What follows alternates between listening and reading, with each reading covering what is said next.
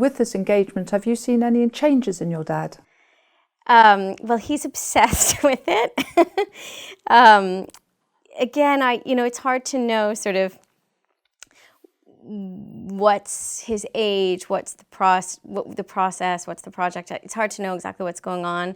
But when I see him, I go to Boston sort of once a month, and he's always carrying the manuscript around with him, and he's always sitting and doing edits. He's got some people that help him kind of around the house, and they help him prepare for the interviews when the girl comes on Thursdays, and he's just always editing it. He's always thinking about it.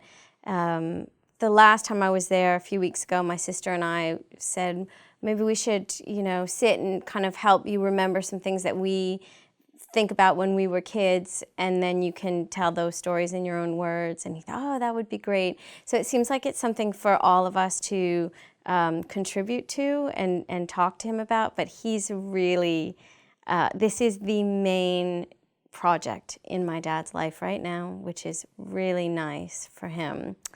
It comes at a time when the things that he used to be able to do, he can do less and less. And so this gives him a great sense of purpose. There's real meaning in what he's doing. I think for my dad, with Parkinson's disease, it keeps him sort of firmly planted in reality, having to kind of remember stories and tell them and review them. I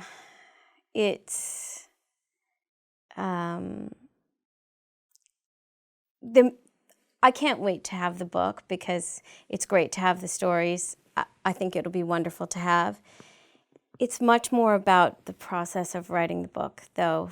For me, when I heard about Lifebook, I wanted to do it because I wanted to give him that engagement.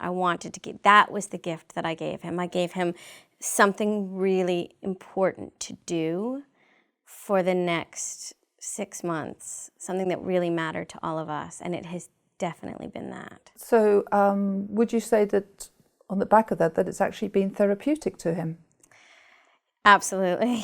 I mean, absolutely. I've seen kind of sparkle in his eyes when he tells stories. There were stories that he told me when he was young and healthy that I remember, and I haven't heard those stories for such a long time. And then, he was telling them the other day because he had told them to the interviewer. And just to kind of hear that, it's really in his voice. Sometimes his voice really trails off. To hear him be like excited and kind of telling the story with more animation than he'd had before, absolutely. I think it's been incredible for him.